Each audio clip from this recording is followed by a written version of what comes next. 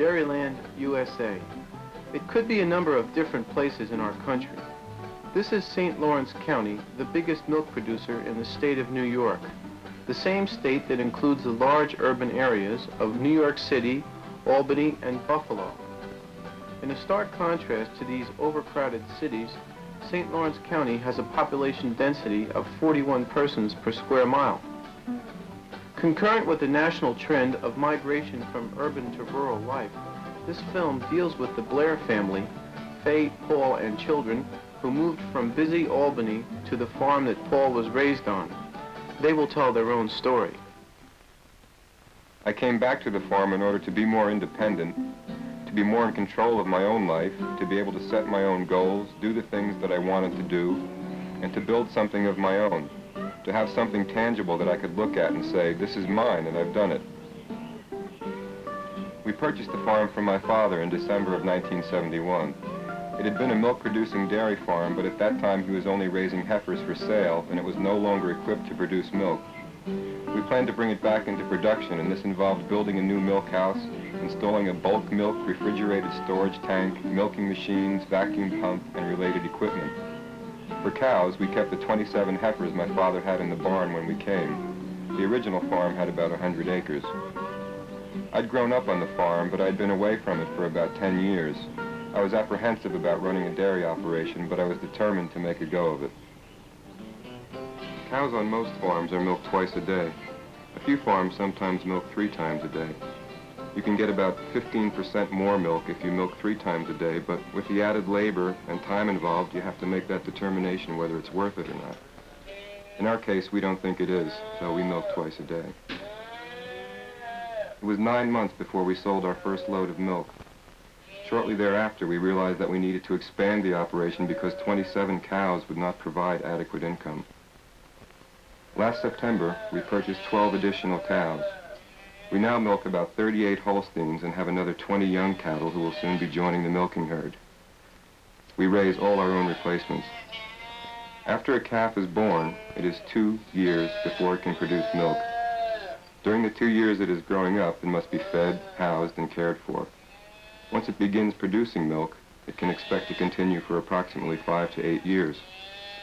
Our cows produce on the average about 14,000 pounds of milk per cow each year. Our goal is to keep increasing the production per cow through selective breeding, good feeding practices, and just generally good management.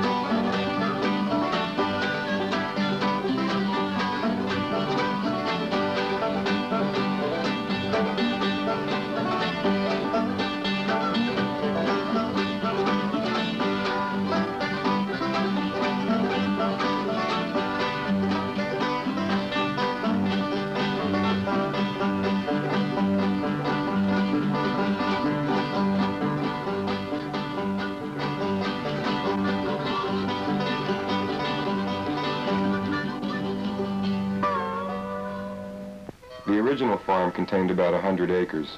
We've since added about 80 acres, most of it tillable. This land had been unused for some time, and we've since cleared it.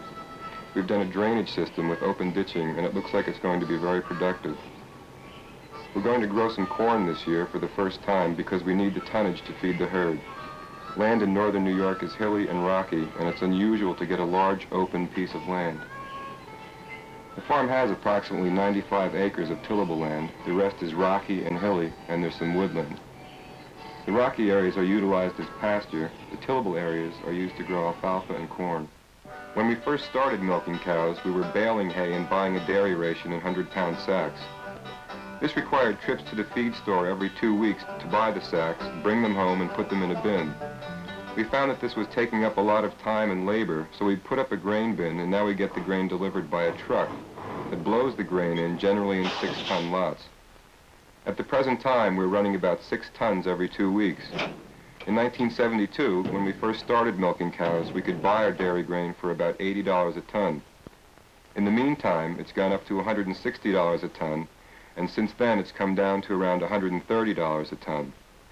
Grain is priced entirely on the basis of supply and demand in the market. When the price of grain was very high, we experimented with urea, which is a non-protein nitrogen. Cows are able to utilize a certain amount of this to make protein in their digestive systems. But the price has come down, and we use all natural protein feeds now. For feed storage, we erected a 20-foot by 70-foot harvest store silo. It's very convenient because we're able to fill and feed at the same time. There is practically no spoilage, and the cows waste absolutely nothing. This reduces grain consumption without hurting milk production and saves the farm money.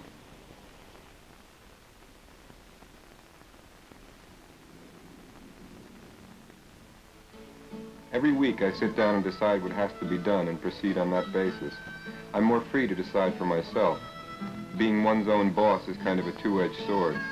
I enjoy being independent, but I find that if I'm not working as hard as I think I should, I begin to feel guilty.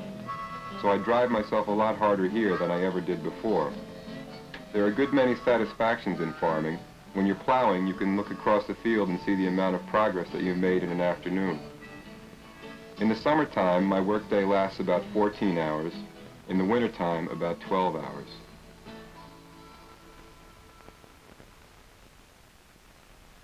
Our growth in milk production has been steady since 1972. That year, we only had 4 months of production, and we produced about 38,000 pounds of milk. Since then, in 1973, we'd gone to 180,000 pounds. In 1974, 350,000 pounds. And in 1975, 470,000 pounds. The price of milk in 1972 averaged $6 a hundredweight. It's gone up as high as $11 a hundredweight. In 1974, it averaged about $8.25 a hundredweight. In 1975, about $8.05 a hundredweight. Roughly 1 gallon of milk will weigh 8.6 pounds. These 5 years have been particularly stressful for dairy farmers. In the Northeast, the prices have fluctuated wildly. We would prefer a steady price. Milk prices paid to farmers are set on the basis of a formula calculated and regulated by the Federal Market Administrator. It's quite different living here from living 15 miles near New York City. In the first place, this community is very different. I'm more accustomed, where I grew up in suburbs where the population was relatively homogeneous. People were the same educational level, same income level, same interests, same outlook. Here in Governor, you have all levels of income, all educational levels. People are very different. Well, one of the decisions we made early upon assuming responsibilities for this farm, purchasing the farm, was that in order to develop the farm more quickly than would otherwise be possible, that I would go out to work and have a job off the farm. One of the things I do like about being here is it gives me a feeling of having roots, and I do feel as though I belong here, and this is one thing I feel would be important to the children. Any place else I've been before, I felt I was a transient.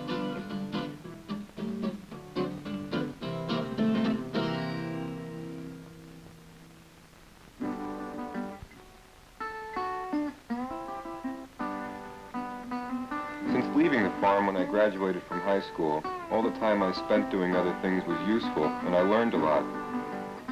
But I think all that time I was looking for something, and it was always right here. And maybe you have to leave something in order to find it later. And I believe I found it.